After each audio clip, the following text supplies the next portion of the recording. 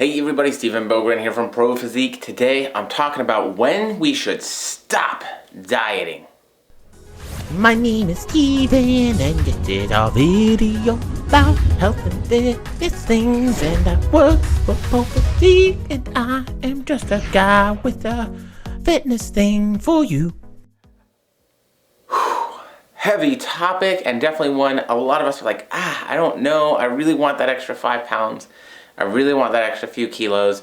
I haven't quite reached my goal weight, and do I really want to stop? And this is an important topic because, a lot of us are trying to force or push or maybe slam our head against the wall, and it's just tough.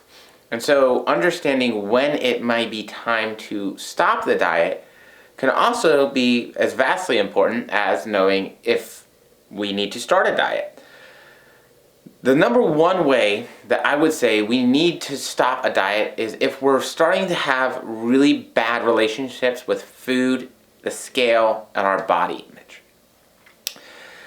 This is just kind of one of those go-tos, like, hey, we're seeing this being more of a negative than a positive. That's a tough one. It's beyond the scope of a lot of coaches, unfortunately, and so it might just be, okay, we need to end the diet and get away from this and get some distance between ourselves and the diet. It might also be that, hey, we're really struggling with these thoughts about how we feel about ourselves, about how we feel in our relationship with the scale and what that represents for us or says about us, getting our worth tied into that, and also developing some really gnarly or not great associations with different types of food, kinds of food, and things that we would generally say are probably borderline in terms of healthy habits. And so if we notice that those things are happening and we're getting to that spot, boom, it's time to stop the diet. End it right there. Start reversing, start working through some of those things. Again, if it's just getting out of the diet, taking a break, taking a step back, okay, good. If it's finding professional help and working on some of those coping mechanisms and things as well, even better, because that means we get to fix those things. We get to fix those relationships. Oftentimes we get into these dieting phases and we may not even be in the best place with our relationships with food, with how we feel about the scale, with our body image and all that stuff. And remember, sometimes it can get better, but it can also get worse. So keeping an eye on those mental and psychological feelings that, and aspects of what we have going on during the dieting phase can be very, very important. Now, you can be food focused and maybe we take a refeed or a diet break. There's some things that we can do about that. So I don't want you to think that as the second anything happens, it's got to be done. There's this kind of normal range of, hey, we're dieting, yeah, I'm hungry, ooh, yeah, cupcake sounds good, I'm really getting there, okay, now I'm really getting fatigued, diet break, cool. And so my number 2 would be that we've done all the things, right, but we are no longer seeing progress. Whether that be progress on the scale, progress in how our clothes fit, progress in our measurements, progress in how we look in the mirror.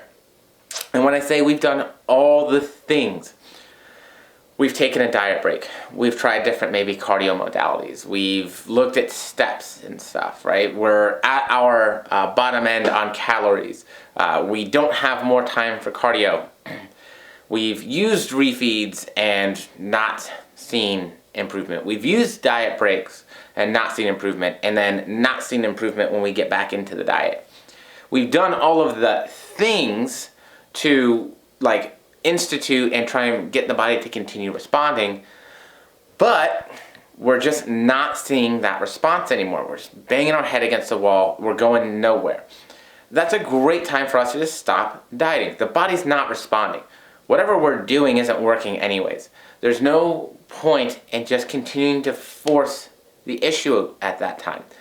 What would be better for us to do is instead look at how we set ourselves up to come out of that diet, maintain whatever weight loss we have achieved, keep that weight off, and set ourselves up to be successful getting back into life and for the next diet. For a lot of us, what this means is going to be just a simple reverse diet. Maybe a little bit of a recovery diet. It depends on where you're at and what's most important to you. But slowly over time, bringing those calories back up, slowly over time, bringing that cardio back down, and getting us back to a place where we're able to maintain weight on a normal calorie intake, a healthy calorie intake. Now, if you're a competitor, obviously you're not going to probably be able to keep all the weight off. Not if you are truly stage lean. It's not a good spot to be. So we want to restore some body fat at that point. But for those of us who maybe we weren't quite that lean, we still have some more body fat to go, we've just kind of pushed the line, we've been doing it for a while, we want to allow the body to adapt back to where now metabolism is up, metabolic rate is high, activity is lower. We don't want to get rid of activity, it's healthy. But we do the right things to set you up so now as we maintain here and our body adapts to this, it's like, okay, cool, we're here. Now when we go back into the dieting phase again, eventually our body responds again. And now we get to have that weight loss again.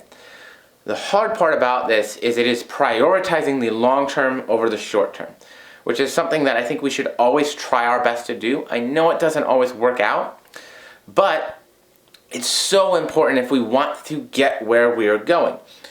It's a marathon, not a sprint. Unfortunately, a lot of the times we feel and we look at dieting as if it's a sprint, as if it's a short-term thing. And marketing does play a big role in that. Lose 20 pounds in 20 days, blah, blah, blah, blah, blah. However, when we talk about health, it's very different. So we want to understand that instituting these lifestyle changes and habits over time will have the bigger and better impact on health.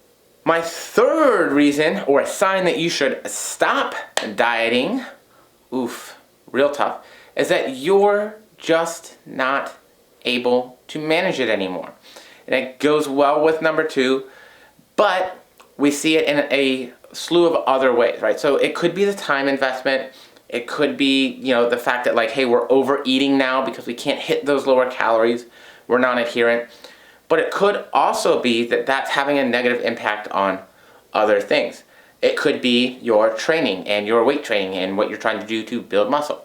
It could be your job. It could be your personal relationships.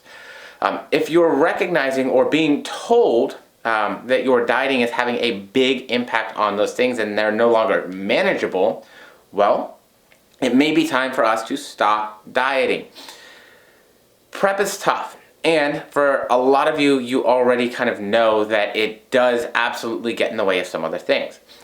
And sometimes we're in relationships with people who are understanding and supportive, and sometimes we're in relationships with people who maybe don't get it.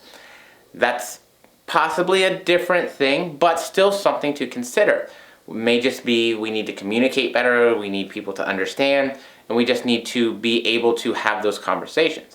Now, it might also be that because we are so tired or fatigued and we're, that our loved ones, our professional associates, those individuals are now seeing that make that a decrement to us so much so that they're like, hey, Steve, like, you're not the person you used to be.